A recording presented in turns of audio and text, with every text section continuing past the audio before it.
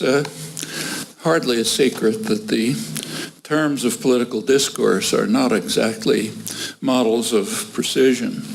Describing the writing of John Genet, Scott Durham explains, "The simulacrum often appears in Genet as a means of mapping the relation between distinct spheres of discursive and social practice, each of which repeats the image differently, as a function of its own forms of expression and its own relations of power and desire. Agents must learn this style of mapping, choragraphy, as a support for a group subject. The challenge is to locate and engage with the whole that necessarily opens onto the outside of every whole." Gregory L. Ulmer, Electronic Monuments.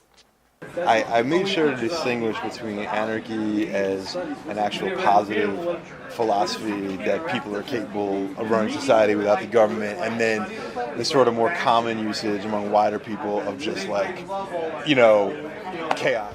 I've taken note of the behaviors to avoid, to at least recognize and not leave behind, completely destroyed. Adjectives placed alongside the gender with which we are taught they should belong. Now the words sound absurd, torn apart over again, in my mind forever blurred. Where does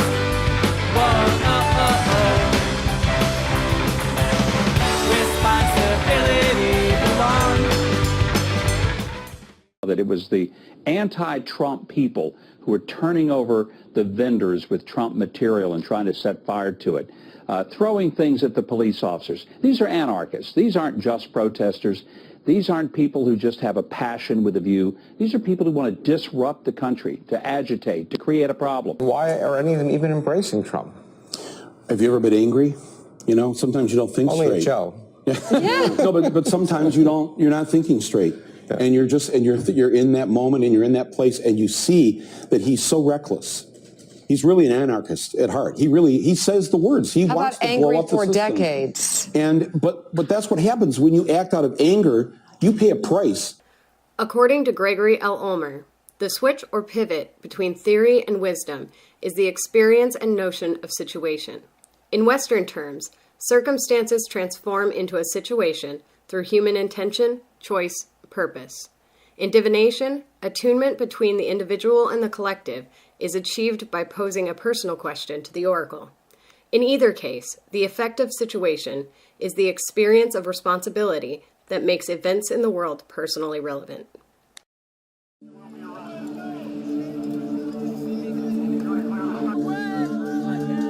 Charlottesville was a really important turning point because it was the first time that there was no choice but for the media to show what was happening in a way that made the public understand who we are as anti-fascists. 20 of us who were standing, many of them clergy, we would have been crushed like cockroaches if it were not for the anarchists and the anti-fascists who approached over 350 anti-fascists. We just had 20, and we singing This Little Light of Mine.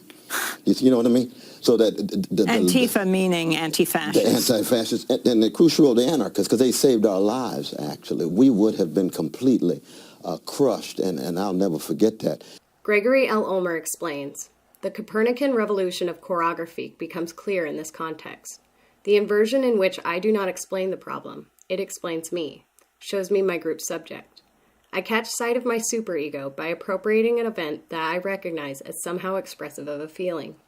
In this scene, I recognize not so much my own history as the nature of existence as I believe it to be, a metaphysical intuition. I think it was yesterday or 2 days ago, DeAndre Harris, who was violently beaten by white supremacists, he's a black man in Charlottesville, was issued a warrant for arrest from a magistrate, not from a cop, but from a magistrate who was lobbied by one of the Nazis involved in the beating, who that Nazi had personal connections with. So, this is the kind of broader state repression that anti-fascists are going to be experiencing, and by extension anarchists as well, because anti-fascism is inherent in anarchist politics.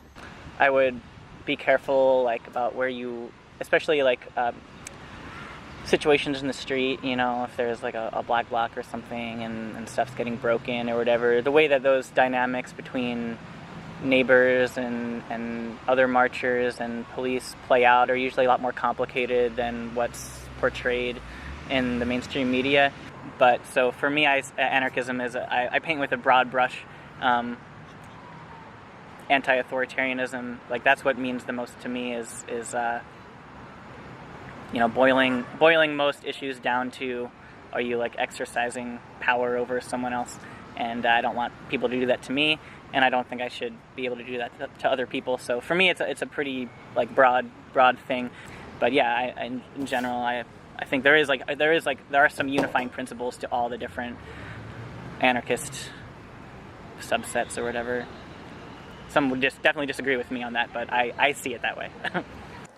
I think it means that I have a belief that people are capable of living in a way that is predicated on things other than domination, that are ideally predicated on things like self-determination, some sort of egalitarianism, that we can organize our own shit on our own without states, and ideally that I will try to act in a way to like bring that situation about. I was also involved in a lot of indigenous solidarity work, no borders stuff, general anti-racist or like work against white supremacy, and then day to day also a lot of which ties into opposition to policing in prisons, but trying to figure out ways to deal with like gendered violence without those systems, taking that seriously. A lot of queer and trans resistance plays into like my day-to-day experience or work, whatever you want to call it. The word anarchism itself became more and more poisoned to the point where I felt that prefacing it with the word ethical just didn't do the job anymore. The press likes to write articles that are vivid and interesting sounding and edgy. So if they can say such and such is a philosophy, an exponent of the new philosophy of something or the other, which means anarchism, and he was on the front lines yesterday hurling bottles at the police or something, then, right away in 10 seconds it's been destroyed. So why even enter into that area anymore? Why not just give up on labels? I mean, I have not changed at all. I am not going to go out and call the police if I'm in trouble. I'm not going to try to impose my will on anyone. I'm not going to switch over to anything different from anything I've ever done in the past. I'm just dropping the word. The Japanese poet Basho wrote, "One should not follow in the footsteps of the masters, but seek what they sought." And according to Gregory L. Ulmer, choragraphy may be used to map the field of gaze. I believe that through choragraphy, we can map the field of gaze of anarchism, and that through this process, we might be able to see beyond the current flux of terminology and seek a better future for all of us. I've heard the words only